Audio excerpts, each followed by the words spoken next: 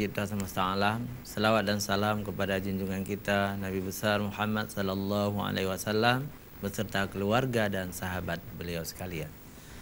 Pemirsa Aceh TV yang dirahmati Allah, kita bertemu kembali dalam program Ustaz Menjawab hari Kamis yang mulia ini. Alhamdulillah di studio telah hadir narasumber kita Ustaz Sa'aduddin Muhammad. Assalamualaikum. Waalaikumsalam. Sehat-sehat saya. Alhamdulillah. Alhamdulillah. Beliau adalah seorang al-hafidh, alumni Yala Patani Thailand. Ya. Al-hafidh 30 juz.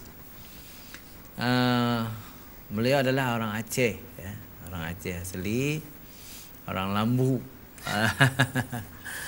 Tapi 12 tahun ya di Patani dalam rangka menuntut ilmu di Yala. Pemirsa Aceh TV yang dirahmati Allah SWT, jadi orang-orang yang menghafal Al-Quran itu adalah tentu orang-orang yang sangat dicintai oleh Allah SWT. Kita akan mendengar nanti bagaimana kiat-kiat beliau dalam menghafal Al-Quran itu. Tapi sebelumnya kita ingin menyimak dulu bacaan beliau. Terserah beliau dengan irama apa, muratal atau apa, yang penting menghafal. Kami persilakan Ustaz.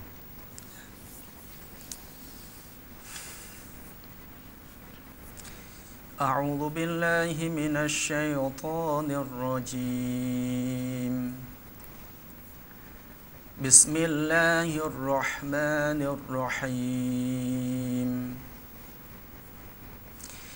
Innal ladzina qalu rabbunallah thumma istaqamu tatanazzalu 'alaihimul malaikah alla takhafu wa la tahzanu wa abshiru bil jannati allati kuntum tu'adun. Nahnu awliya'ukum fil hayatid dunya wa fil akhirah walakum fiha ma tashtahi anfusukum walakum fiha ma tad'un nuzulan min ghafurir rahim. Sadaqallahu. Alhamdulillah, mantap sekali. Iramanya mungkin muratal Ustaz. Ya, biasa aja. Muratal cocok dibawa dalam salat ya. Jadi pemirsa Aceh TV, kita sudah pulang lagi seorang hafidh Al-Quran yang menurut saya selidiki beliau belum ada masjid yang mengambil beliau menjadi imam tetap. Kalau ada masjid-masjid atau musalah atau kantor-kantor di Banda Aceh ini butuh imam tetap, imam al-hafidh 30 juz, boleh menghubungi saya nanti. Ya, saya akan mempertemukan dengan beliau. Baik pemirsa Aceh TV yang dirahmati Allah, jadi cukup banyak dari dalil baik dalam Al-Quran, dalam hadis. Menghafal Al-Quran itu penting, di samping untuk memelihara kalamullah. Orang-orang yang mampu menghafal Al-Quran itu boleh diberi gelar dengan Al-Quran berjalan. Jadi Al-Quran berjalan. Dan perlu kita ingat juga bahwa Rasulullah Sallallahu Alaihi Wasallam adalah Al-Hafidh pertama di dunia ini. Semua ayat Quran diilhamkan oleh Allah ke dalam lubuk hatinya. Tidak pernah beliau lupa lagi ayat Al-Quran itu. Begitu juga para sahabatnya. Cukup banyak para sahabat yang menjadi al-hafidh, juga yang perempuan al-hafidhah. Di luar kepala semuanya, ada di dalam lubuk hatinya. Dan dalam perang Badar dan perang Uhud, ya, juga banyak ahli-ahli Quran, al-hafidh hafidah itu yang syahid, ya. Yang syahid sampai 70 orang syahid. Maka setelah itu Umar bin Khattab, juga Abu Bakar, Utsman lagi mengajak orang untuk dibukukan Al-Quran, di buku ditulis, tapi berdasarkan Al-Quran berdasarkan dari penghafal Al-Quran, Ya. dari Al-Hafidh. Ya. Salah satu di antara mereka adalah Zaid bin Sabit, ya. Zaid bin Sabit, Ali bin Abi Thalib, Aisyah dan lain-lain.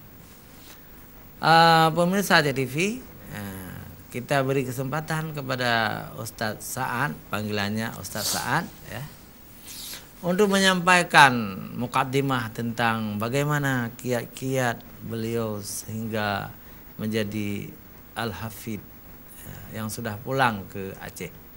Silakan Ustadz. Ya, baik. Nah, assalamualaikum warahmatullahi wabarakatuh. Jadi sebelum saya ke Thailand tuh saya ke MUK juga dulu kan. Iya. Beberapa tahun di MUK. Nah, kemudian baru saya sambung pelajaran saya ke Thailand. Iya. Tepatnya di Madrasah Tahfiz Al-Quran Markaz Yala. Nah, Thailand Selatan, berbatasan dengan Malaysia. Nah, dekat dengan Malaysia. Jadi dalam masalah kiat-kiat kita menghafal Al-Quran tersebut, nah, terlebih dahulu sebenarnya kita harus tahu apa pantang larangan ataupun bagaimana adab-adab kita ketika kita menghafal Al-Quran. Karena yang namanya adab itu lebih tinggi daripada ilmu lagi. Ilmu siapa-siapa pun boleh mendapatkannya, tetapi adab ini, yaitu orang yang benar betul-betul menghargai ilmu, maka orang inilah yang bisa menjaga adab. Jadi kalau kiat tu sebenarnya kalau kita menghafal tu nanti kalau kita memang sudah di madrasah tu, kita akan tahu sendiri bagaimana kiat-kiat kita untuk menghafal Quran, kapan waktu yang cocok untuk kita menghafal Quran, bagaimana cara untuk kita baca-baca supaya nanti bisa lancar membaca Al-Quran. Tetapi yang penting adab ni penting. Nah, itu bagaimana ketika kita sebelum kita menghafal Quran tadi itu, nah baiknya kita bermiswak dulu saya. Nah, bermiswak dulu. Kemudian kita berwudu. Ya kan? Kemudian kita duduk di tempat yang sunyi daripada orang ramai. Supaya apa? Supaya nanti kita lebih fokus untuk menghafal Al-Quran. Nah, kemudian ketika kita ingin menghafal Quran, maka kita yakinilah bahwa inilah sebaik-baik perkara. Karena seseorang yang sudah diberi Al-Quran oleh Allah Subhanahu wa taala, kemudian yang menganggap orang lain yang mana dikasih banyak harta, dikasih banyak kedudukan, dia merasa orang lain itu lebih baik pada dia, maka dia seolah-olah telah menghinakan Al-Quran yang ada pada diri dia. Jadi untuk kiat menghafal Al-Quran tersebut, yang terpenting sekali bahwasanya kita harus niat bahwasanya kita menghafal Al-Quran ini semata-mata karena Allah Subhanahu wa taala. Ini yang pertama sekali. Kemudian barulah kita jaga adab kita dalam masa kita menghafal Al-Quran. Kebiasaan saya Ustaz kalau di sana tu, saya menghafal Al-Quran tu, sebelum saya menghafal, saya baca dulu. Misalnya saya mau baca satu halaman, kan? Jadi saya ulangi satu halaman tu sampai 40 kali. 40 kali.